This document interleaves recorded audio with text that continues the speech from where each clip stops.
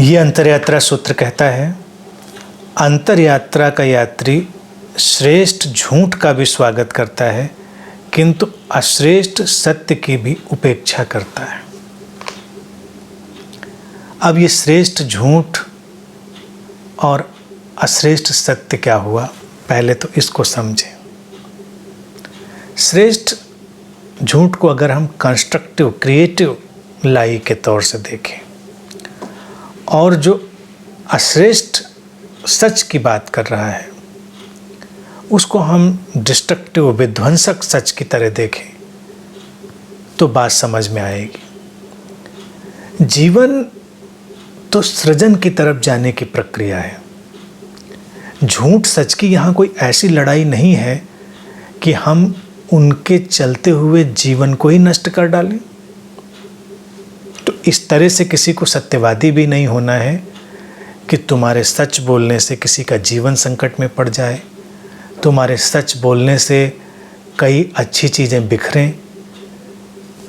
उस अवस्था में ये उचित होता है कि श्रेष्ठ झूठ यानी कंस्ट्रक्टिव क्रिएटिव जो लाई है, झूठ है, उसका उपयोग किया जाए। व्यक्ति को प्रेरणा मिले, आगे चलने की शक्ति मिले, संबल मिले, अच्छा होगा, उसमें बुराई नहीं है।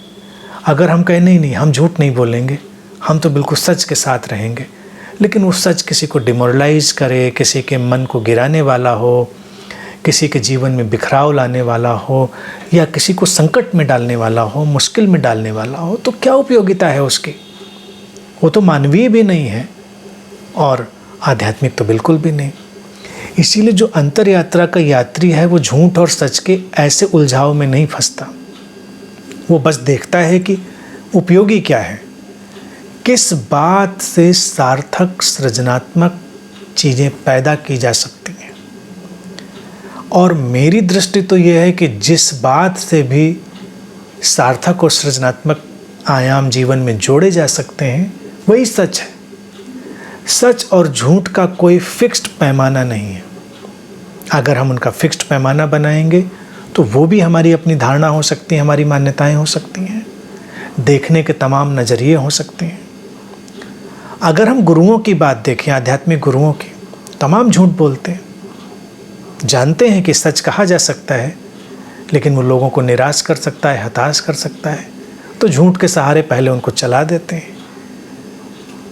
व्यक्ति चल जाता है, उसके अंदर शक्ति आती है, संबल आता है, भरोसा आता है, फिर वो सच को तो जान ही लेता है, देख लेता है। जैसे किसी के पैर में चोट लगी है, हम उसको एक बैसाखी देते हैं, तो बैसाखी चलने का कोई सब्स्टिट्यूट नहीं है। वो ऐसा सच नहीं है कि जिसको हम साथ रखें। बैसाखी भी एक किस्म का झूठ है, लेकिन अभी उसको चलाने के लिए ज़रूरी है। अगर हम उसको सच बताएं कि नहीं, चलना तो तुम्हें अपनी ही ताकत से है, तो उसको मुश्किल पड़ेगी। तो बैसाखी जैसा एक झूठ उसको दिया जाता है, फिर वापस ले लिया जाता है। इवन चिकित्सा जगत में भी इस पर आजकल बात होती है और प्रयोग होते हैं, और बहुत ही सफल ढंग से इस पर प्रयोग भी होते हैं, जिसको हम प्लेसिबो मेडिसिन और प्लेसिबो इफ़ेक्ट की तरह जानते हैं। तमाम दवाइयाँ झूठी ही काम कर जाती हैं कि व्यक्ति को ऐसी कोई समस्या है जो समस्या है ही नहीं, और उसके लिए उसे दवा भी चाहिए, उसको इलाज भी चाहिए, तो उसको कुछ ऐसी दवाइयाँ दे दी जाती हैं जो अपने आप में कुछ भी नहीं है, जिनमें कोई भी ऐसी मेडिसिन जैसी चीज़ नहीं है, लेकिन व्यक्ति उनको ऐसे लेता है जैसे ये उसको फ़ायदा करने वाली है, उसको लाभ हो जाता है। तो वो जो प्लेसिबो मेडिसिन है झूठ है, लेकिन उसके लिए काम की है व्यक्ति के लिए, तो ठीक है। अगर उसको हम ये बता दें कि ये मेडिसिन नहीं है, बेकार है, इससे कुछ नहीं होता, तो वो उस पर काम नहीं करेगी, उसके लिए बेकार हो जाएगी। तमाम ऐसी हीलिंग की पद्धतियां हैं जो झूठ पर ही खड़ी हैं, लेकिन व्यक्ति को लाभ देती हैं।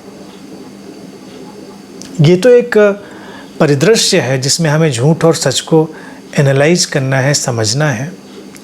सच का हथियार की तरह उपयोग नहीं करना चाहिए। आम तौर से ऐसा देखने में आता है कि जो सच है उसका लोग एक वेपन की तरह, एक हथियार की तरह उपयोग करने लगते हैं, जिससे उन्हें किसी को मारना है, किसी को परेशान करना है, तब वो सच नहीं रह जाता। सच वही घटना है जो मानवीय बनती है और व्यक्ति को ऊपर उठाने वाली बनती है। अगर हम किसी को झूठ के सहारे भी ऊपर उठा सकते हैं तो वो श्रेष्ठ झूठ होगा, कंस्ट्रक्टिव और क्रिएटिव झूठ होगा, उसका तो स्वागत करना होगा। और अगर हम किसी ऐसे सच का उपयोग करते हैं जो व्यक्ति को नीचे खींचने वाला हो तो उसका भी उपयोग बेकार है, वो झूठ से भी बदतर है। मैंने एक छोटा सा किस्सा कहीं पढ़ा था कि एक माँ थी, उसके 2 बच्चे थे, उसके पति की मृत्यु हो गई, आर्थिक संकट आया। वो चाहती थी कि बच्चे पढ़ें, खूब मेहनत करें और बच्चों को मनोबल देना चाहती थी। अपनी यथासंभव जितनी कोशिश थी वो कर रही थी, लेकिन उसने एक दिन देखा कि बच्चों के मन में एक कमजोरी है, उनके अंदर एक हीन भावना है कि हमारे पास धन नहीं है और हम मुश्किल में पड़ जाएंगे। तो उसने एक नकली हीरों का हार कहीं से लिया और बच्चों को एक दिन दिखाया अपने कि देखो हमारे पास समस्या नहीं है, हमारे पास हीरों का इतना बेशकीमती हार है, हम इसको कभी भी बेचकर कितना भी धन इकट्ठा कर सकते हैं, लेकिन ये हमारी पुश्तैनी धरोहर है तो उसको हम अभी बेचना नहीं चाहते हैं। अभी तो तुम्हें पढ़ाई में मेहनत करनी है, तुम्हें सारी चीज़ों में मेहनत करनी है, हम लोगों को मेहनत करनी है और इससे हम लोग आगे बढ़ेंगे। तो स्वाभाविक रूप से बच्चों का मनोबल बढ़ा और उनको लगा कि नहीं, हमारे पास स्रोत की कमी नहीं, कभी ज़रूरत पड़ेगी तो हमें मिल जाएगा। और बच्चों ने मेहनत से पढ़ाई करी, आगे बढ़े, अच्छी नौकरियां की। तो कहते हैं कि फिर एक दिन बच्चों ने पूछा उस हीरे के हार के बारे में, तो उनकी माँ ने उनको बताया कि ये झूठ था, वो नकली था, लेकिन तुम लोगों का मन कमज़ोर ना हो इसलिए हमने उसको कहा। तो इसका परिणाम क्या हुआ? बच्चों के लिए जो माँ थी वो भगवान जैसी हो गई, दिव्य। उन्होंने ये नहीं कहा कि तुमने झूठ बोला हमसे, उन्होंने कहा इतना प्रेम हमको आगे बढ़ाने के लिए, हमारे अंदर की ताकत को उभारने के लिए। तो अंतर यात्रा का यात्री ऐसे ही प्रेम के साथ चलता है।